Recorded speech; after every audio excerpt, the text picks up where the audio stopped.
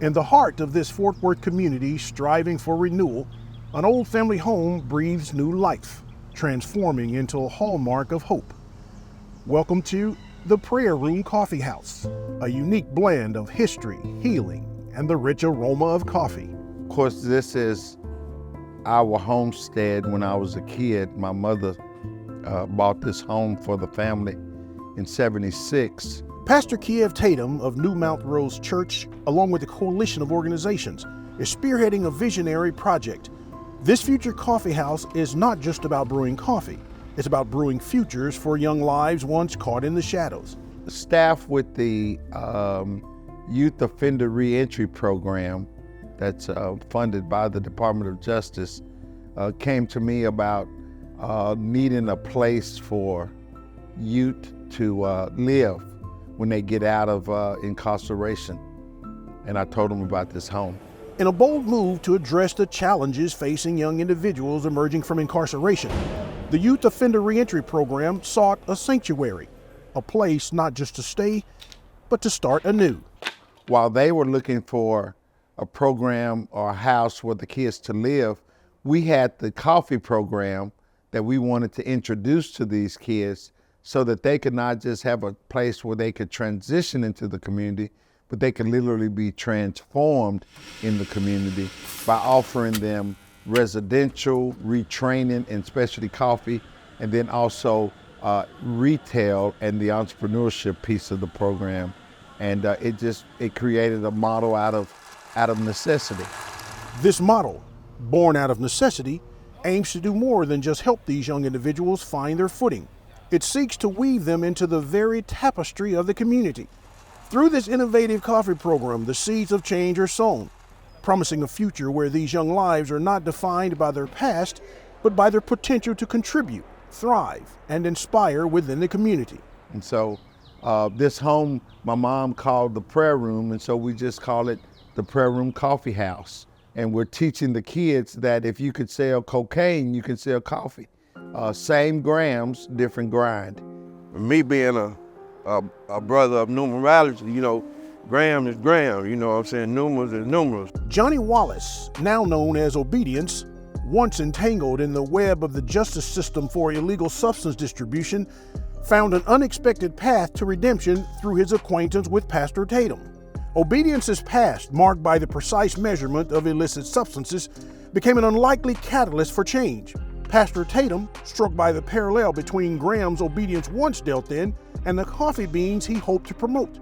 The slogan, "Same gram, different grind," emerged. Well, I had a case going on, and I was telling him about it. I showed him some paperwork. So he started to go through my paperwork and started to see these past cases I was having.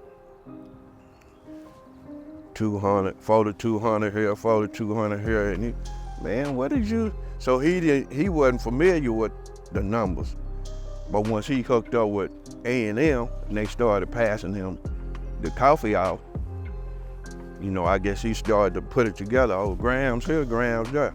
So he was like, man, I need to put you on the paper, the front page, man. From, you need to change from the cocoa grams to the coffee grams, you know what I'm saying? We want this to be the gathering place for the community. This vision set the stage for an ambitious reformation project, one that initially seemed straightforward to the skilled team involved. However, once they began to penetrate the walls of the building, the scope of their mission expanded dramatically, with the realization that an additional dormitory was needed. This new space would be dedicated to housing youth offenders, eager to make positive changes in their lives, marking a significant evolution in the project's objectives and impact. But so we can keep the original 1924 home for the coffee house, of course, and we got now room enough to build out so that we can make those residential rooms. While we would have had maybe 2 rooms, now we can do 6 to 12. It feels good. Feels good letting off steam. Among those swinging hammers and tearing down walls is Samisi. His story and those of his peers exemplify the essence of a second chance, embodying the project's core mission of reentry and rehabilitation. Who have anger management problems? Besides me. Who has? I mean, be honest with yourself. I'm talking about the butt next truth. Who got anger management problems? That's probably why y'all got in trouble and things, right? Because you couldn't hold your anger. One of the best ways to get that anger out of you is to do demolition work. They're not just dismantling the old, they're laying the groundwork for a new beginning, for the structure, themselves, and the next generation of youth who may also need a second chance. It makes me feel good because I feel like I'm doing something better for everybody. Like, I'm just happy that I'm in school again instead of just anywhere. You know, it's been crazy lately, but I hope it gets better. Came here to get a second chance. I feel like it's really my first, my only chance, really. So, feels good, that I'm out here working, getting something done, get a future. The people didn't really fall off. I mean, they still try and get their GED, they still working hard. Some people drop out and they don't go get their GED and they end up on the streets. But as you see, Youth Build, we here working. This extension is more than just a structural add-on. It represents a safe harbor, a place where young individuals can find comfort, stability, and a sense of security during their most tumultuous times, as this dormitory will offer not only a roof over their heads, but also a foundation under their feet, upon which they can rebuild their lives. Well, that's probably the most turbulent time to grow up is your teens. You're trying to figure it out. Sometimes you're trying to figure it out with trauma. Sometimes you've been terrorized or you've gotten yourself in a bad situation. So we know that you can't just give them a place to stay. You got to give them a holistic support system, a support team. And that's what we're hoping to be able to do, to give them a whole wraparound process.